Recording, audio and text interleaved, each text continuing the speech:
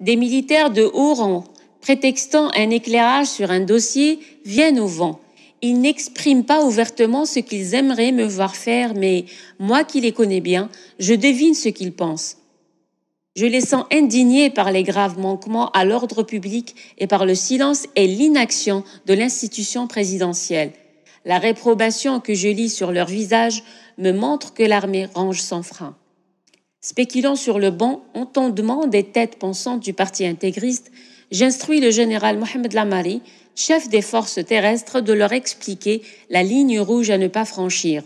Mais malgré mon évaluation optimiste quant à la solidité de l'institution que je commande, les rapports sur les entreprises provocatrices et sanglantes du fils s'accumulent sur ma table de travail. Je les compulse et recompulse, j'appréhende le moment où le vrambissement du frelon, qui forcit de jour en jour, deviendra insupportable. Je décide à titre préventif de rapprocher certaines unités d'Alger. La grève insurrectionnelle de mai-juin 1991. Disposant de la majorité des municipalités depuis juin 90 et se rendant progressivement maître de la rue par les diverses violences succinctement exposées plus haut, le fils fait pression sur le pouvoir pour obtenir des élections législatives et présidentielles anticipées afin d'arracher le clou de Jha, c'est-à-dire écarter le dernier verrou constitutionnel en délogeant de son siège le président de la République. La partie se joue entre deux protagonistes de force psychologique inégales.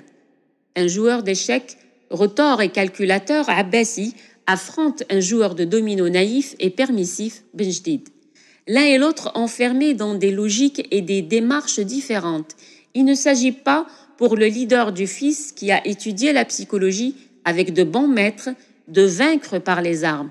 Il n'en a pas encore les moyens, mais de détruire son vis-à-vis par une série d'escarmouches de plus en plus douloureuses qui lui donnent l'impression qu'il est encerclé, que son système vacille, qu'il est inutile de résister jusqu'à lui ôter l'envie de se battre, jusqu'à la réédition des comptes du comptage des bulletins de vote sortis des urnes. Les manifestants défilent en agitant d'énormes paires de tenailles en contreplaqué, une façon imagée de dire que Chedli, le clou de Jha, sera extirpé comme on extirpe un clou d'un mur. Ils veulent conquérir le Parlement et la présidence de la République avant que la population ne découvre l'immense incompétence des militants que son vote a porté au pouvoir local et qu'elle ne se détourne du parti. Le succès de juin risque de se transformer en victoire à la Pyrrhus. Des citoyens commencent déjà ça et là à exiger la tenue des promesses de campagne. Les communes sont un butin empoisonné. Un projet de loi électorale fait monter l'ire des chouyours. Ils craignent d'être floués. Ils décident de frapper un grand coup. Ils estiment qu'ils en ont les moyens. Ils entrent en conclave. Ils en sortent avec une décision qui va tout changer. Le programme dont je reproduis ici les principaux extraits, conçu au début de l'année 1991 par Saïd Makhloufi, membre du Medjlis Ash-Shura, va être appliqué à la lettre. Le régime en place ne peut pas imposer son pouvoir à plus de 20 millions de personnes avec seulement 400 000 soldats et policiers. Pour mettre fin à la perversion, nous devons retirer notre confiance au pouvoir en place, ne pas collaborer avec lui et lui désobéir.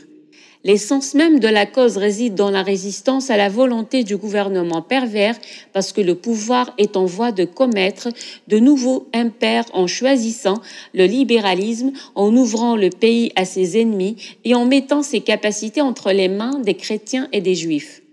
Un peuple qui se soumet aux injustices par peur ou par cupidité devient l'allié du pouvoir qui l'opprime.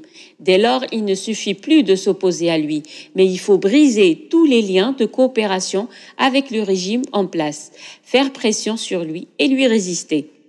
La démocratie est un moyen utilisé pour pousser la personne et l'obliger à se soumettre au pervers, tant ce n'est pas l'opinion de la majorité qui désigne et définit le droit et la justice, car Dieu seul dispose.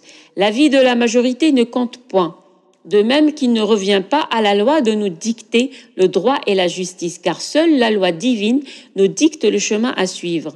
Tous ceux qui ont pour mission de contraindre les gens à respecter la loi injuste, qu'ils soient une autorité exécutive, c'est-à-dire le gouvernement, les walis, préfets, la police et la gendarmerie, judiciaire, c'est-à-dire les tribunaux, et juges ou législatifs, c'est-à-dire l'Assemblée populaire nationale, participent tous à un même crime qui consiste à trahir Dieu et son prophète. Le meilleur moyen qui s'offre à nous en ce moment pour changer le régime, c'est de boycotter complètement ces éléments et institutions.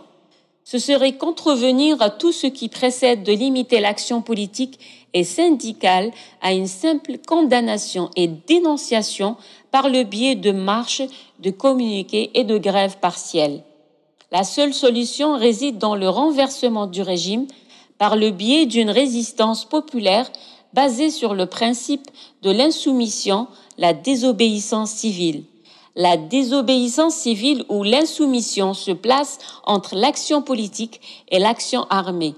Aller vers la violence donnerait au pouvoir l'argument pour abandonner ses responsabilités et justifierait l'utilisation par lui de la violence et de la force, tandis que le recours à la désobéissance civile lui ôte cet argument et met à nu son vrai visage, bâti qu'il est sur l'injustice, le despotisme et l'utilisation de la force. Les principaux moyens à utiliser pour atteindre cela dans le cadre de la stratégie de la désobéissance civile sont le communiqué, rédaction de communiqués dans lesquels sont exposés les raisons et les buts de l'action syndicale et politique du FIS et ses positions par rapport aux événements politiques, aux lois, aux décisions et également aux articles et autres informations. La plateforme, elle consiste à recueillir le maximum de signatures en bas d'un texte rédigé contre une injustice, une perversion ou d'un texte revendiquant une solution donnée, lesquelles signatures font foi d'un soutien et de l'expression d'une position d'adhésion, de même qu'elle exprime une volonté. La manifestation, elle consiste en des marches à travers les rues dans lesquelles sont brandies des banderoles qui mettent en exergue les revendications des manifestants. La marche, nous parlons de marche lorsqu'il s'agit de déplacer les manifestants d'une ville à une autre dans le but de mobiliser les gens. Le dernier avertissement, quand toutes les tentatives de dialogue sont épuisées, il devient impératif de passer à une seconde phase qui consiste en action directe sur le terrain. Le conflit direct et ses moyens, quand il devient nécessaire et impératif de s'engager dans un conflit et une bataille contre le régime après l'échec des moyens de persuasion, il devient utile de recourir à des moyens plus violents. Lors de cette phase, l'opinion publique est non seulement invité à faire connaître sa position par rapport aux problèmes posés, mais il devient nécessaire de l'inviter à prendre part à l'action et à descendre sur le terrain et le champ de la confrontation.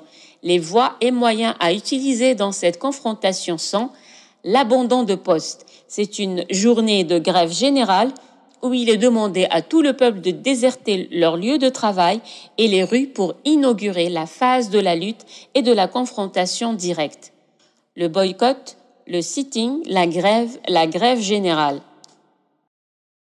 La substitution au pouvoir, dans le but d'affaiblir le régime, il faut le remplacer de l'intérieur en refusant d'appliquer ses ordres, ses orientations et en n'exécutant que ceux émanant des directions syndicales et politiques du FIS. Cette méthode appelle à transgresser toutes les lois et règlements et à ne respecter que celles dictées par la direction syndicale et politique du FIS qui devient l'autorité effective dans le pays. Le texte de Saïd Makhloufi, ancien proche de Bouyali, membre du Majlis al-Shura, conseil consultatif du FIS, qui engage donc le parti et sa direction dans son ensemble, se passe de commentaires. La stratégie développée par ce meneur intégriste vient en appoint de l'action armée sporadique menée sur le terrain sous forme d'accrochage avec les services de sécurité et d'agressions diverses. Se croyant suffisamment sûr de son assise populaire et confiant dans le volontarisme de ses militants, le fils passait à l'application des 5e et 6e points de l'appel à la désobéissance pour parvenir à la substitution du pouvoir en place. Hamrouche, en présence des walis le samedi 16 mars, au moment même où les villes algériennes explosent, constate, Béa, que l'Algérie évolue à un rythme fantastique, connaît une stabilité exemplaire et une liberté d'expression remarquable. En mai, en visite à Annaba, il commence sa propre campagne électorale, promet 6 000 logements aux travailleurs d'El Hadjar, visite les bidonvilles de Sidi Salem et Sidi Boumarouen, puis poursuit sa tournée dans d'autres villes de l'Est algérien en faisant moult promesses. L'alternative Hamrouche pointe le bout du nez.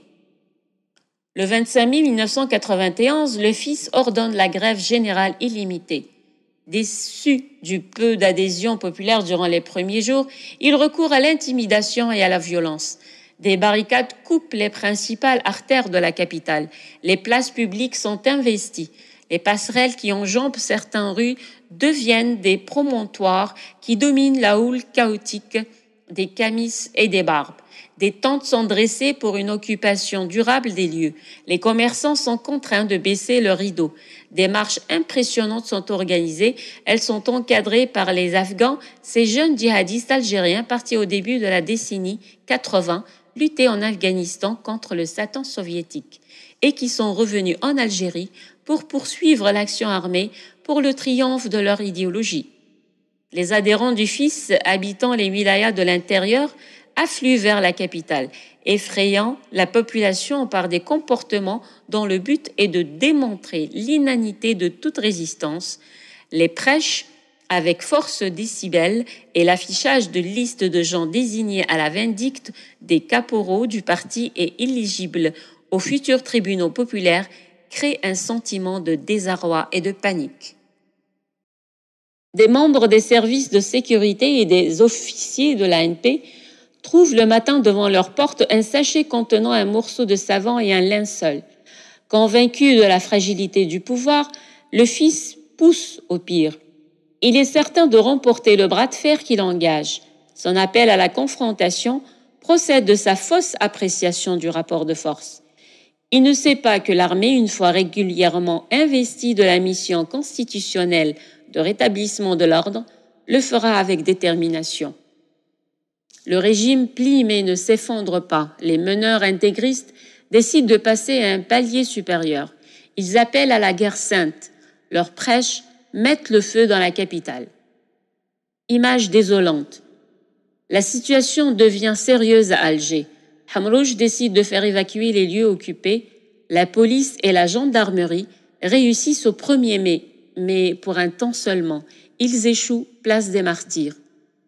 Les islamistes réoccupent le lendemain les endroits qu'ils cèdent la veille, faisant des victimes dans les rangs de la police. Je dois ce jour-là me rendre à la présidence pour une mission précise. Je décide de faire un crochet en ville, suivi d'une seule voiture d'escorte. Place des Martyrs, un campement fait de tentes de couverture et de pièces d'étoffes diverses offre une image désolante de cette partie de la capitale. La rue Hassiba Ben Bouali est blanche de camis. Les deux voitures progressent difficilement. Les manifestants, bandeaux autour de la tête, jeans et pulls sous les camis, vocifèrent à qui mieux. Une rafale part soudain. La deuxième voiture se rapproche de la mienne, pare-choc contre pare-choc, me poussant vers l'avant. Des coups de feu retentissent encore. Mes gardes tirent en l'air, les camis s'égayent dans tous les sens. Arrivés au niveau du GIR, mes hommes dissimulent leurs armes. Leurs voitures portent des impacts de balles. Le capitaine Salah Amerchouch, chef du groupement d'intervention régionale de la gendarmerie, s'enquiert de ce qui vient de se passer, je le rassure. Des renforts de manifestants affluent notamment de Bellecour, où se trouve la mosquée Kaboul. Pour eux, c'est l'occasion ou jamais de monter en force sur la présidence, qui n'est pas très loin. Je recommande aux gendarmes de tenir bon et surtout de garder leur sang-froid. Je parviens à grand-peine à la présidence. Le général Arbi Belkhir et le président de l'Assemblée Abdelaziz Belkhadem sont là. En apprenant ce qui vient d'arriver, ce dernier téléphone à Abbassi Madani. Je les laisse à leurs soucis et je retourne à mon bureau.